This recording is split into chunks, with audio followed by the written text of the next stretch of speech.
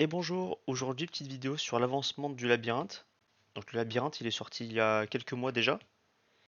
Et donc je vais vous donner quelques tips pour avancer le plus haut possible avec tout le retour des dernières semaines. Donc on va commencer déjà par le shop. On peut voir que sur le shop ils ont rajouté depuis la toute première vidéo que j'avais faite des améliorations. Donc au tout début on pouvait utiliser les scrolls qu'on lootait dans les coffres. Maintenant on peut plus et à la place ils ont mis des upgrades. Ces upgrades elles sont permanentes. Là, je les ai presque toutes maxées. Celle que je trouve le plus important à prendre en priorité, c'est avec le success rate et le skilling double progress. Après, juste derrière, on va retrouver le crit rate avec le combat dommage. En troisième temps, on va prendre les autres de skilling. Donc ça va être le skilling speed, le skilling efficiency. Au même niveau, on peut même monter, donc celle qui nous intéresse le plus entre attack speed et cast speed. Ça va vraiment dépendre de votre classe. Si vous êtes hunter, vous allez plus préférer le attack speed, alors que moi, comme je suis mage, je vais préférer le cast speed. Augmenter l'XP, je trouve ça déjà très cher pour ce que c'est. Et en fait, le plus 1%, je me suis dit je préfère faire mes rooms plus vite et les faire plus hautes, donc avoir plus d'XP plus rapidement ou plus d'XP en faisant plus de rooms, que de gagner 1% d'XP alors que je vais rien en faire de plus. Donc vraiment, je le monterai tout à la fin. Concernant les upgrades, le cooldown toujours aussi cool. Les torches, faites en fonction de là où vous pouvez vous arrêter. Ça sert à rien de faire que le EP et de finir vos runs avec encore 150 torches dans les poches. Les shrouds, c'est une super upgrade. Et les beacons, je trouve ça très très moyen, donc c'est pour ça que j'en ai pris que un seul, c'était au tout début, j'en ai pas repris depuis. Ce que j'avais pas testé au tout début et maintenant qui vraiment change la vie, ça va être le bot. Je vais vous expliquer comment le setup, mais vraiment le fait que vous lanciez votre labyrinthe et qu'il se fasse tout seul, c'est un confort et je pourrais pas revenir en arrière. Et après le shop pour acheter vos items, vraiment ça sera quand on aura tout EP tout en haut.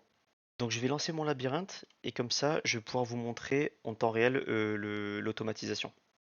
Donc j'entre dans mon labyrinthe, je vais tout cocher, parce qu'entre chaque room, si vous n'avez pas mis d'action pour après, il va mettre une demi-seconde pour réfléchir. Donc ça va me faire gagner demi-seconde fois 15. Allez, c'est parti. Donc les axes qui vont vous faire passer votre labyrinthe plus rapidement, parce que c'est vrai que ça prend un bon moment pour le faire, ça va être de surtout jouer donc sur vos upgrades, on en a déjà parlé, sur votre work time, donc ça va être en particulier avec vos tools. Ce que je préconise, c'est quand même d'avoir au moins tous les tools plus 7. Les tools plus 7, ils coûtent vraiment pas cher pour le temps que vous allez gagner. Je vais aller voir, hop, tool plus 7.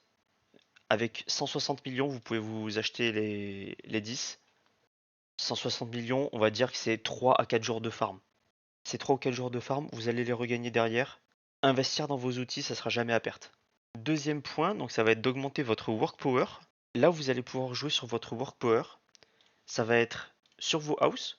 Donc je vous conseille de monter toutes vos houses minimum niveau 2.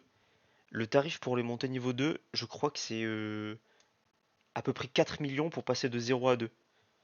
Donc pareil, c'est super utile, ça vous fait de l'efficiency, donc quand vous allez faire vos tasks ou quoi, et en plus du coup l'efficiency elle est transformée en work power pendant le labyrinthe. Donc quand vous faites vos rooms de skill ou à la fin sur les drapeaux, vous allez avoir des petits chests. Dans ces chests, vous allez pouvoir looter du coup vos caps. Les caps, quand vous les avez, ne les laissez pas niveau 0. Vous allez pouvoir les EP assez facilement, on va dire plus 3, plus 4, ça va pas vous coûter des dizaines de millions. Donc au moins montez des toutes plus 4.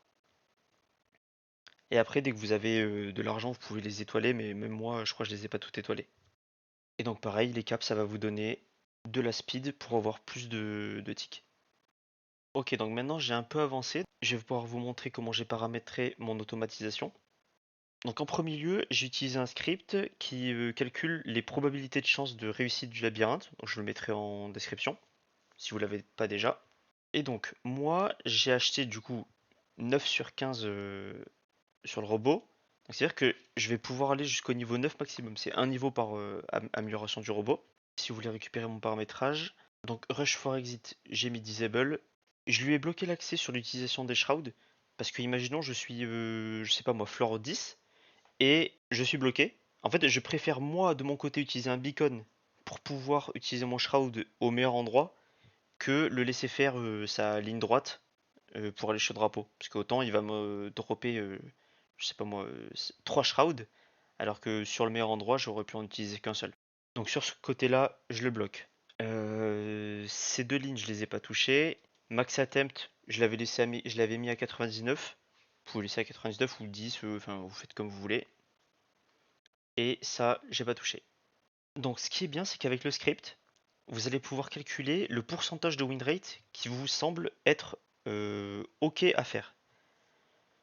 Imaginons que moi je me dise que en dessous de 20%, ça sert à rien que je le fasse parce que je vais perdre trop de temps. Et au-dessus de 20%, je trouve ça cohérent parce que je vais passer maximum 5 runs pour le faire en moyenne. Donc je vais mettre mes 20% sur le target. Le sim, bon, 1 heure ça suffit amplement. Et je vais cliquer sur recommander.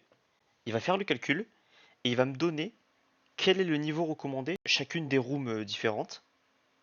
Là je suis à 18 sur 20. Hop, 20 sur 20. Donc ça veut dire que là, il me recommande 4, plus 80. Donc ça veut dire que si je veux être à 20%, il va falloir que je change dans Edit et que je mette 87. Moi j'ai mis 90 parce que 90 ça représente à peu près 15%.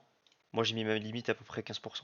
Le but de cette limite, ça veut dire que quand vous allez être bloqué dans le labyrinthe, en automatique, là, par exemple celui-ci là, j'ai 33% de chance de le réussir, mais j'avais pas assez actualisé. Donc c'est-à-dire que ce niveau-là, il me l'a pas fait, et donc là je suis bloqué. Si j'avais utilisé le shroud automatique, il m'aurait utilisé un shroud pour passer. Ce qui veut dire que si je veux le faire à la main, je vais pouvoir cliquer à la main, mais le bot, pour le faire passer, donc là le niveau passera en blanc, il va pouvoir faire le niveau et récupérer le drapeau. Ici il m'a dit de recommander 63, je vais descendre jusqu'à 63, et le niveau est passé en blanc, donc ça veut dire que le niveau est acceptable, il va pouvoir le faire et continuer son labyrinthe. Cet outil-là, le mieux c'est de le mettre une seule fois, et après, je sais pas moi, toutes les 2 ou 3 semaines, en fonction des améliorations que vous allez avoir dans vos skills, de refaire un coup et d'ajuster. Pourquoi dans mon target win j'ai pas mis par exemple 5%, parce que j'aurais pu mettre 5% et juste essayer de brute force le niveau. C'est parce que si je mets 5%, je vais passer une vingtaine de runs sur cette room et donc je vais passer un temps qui va être vraiment pas cohérent.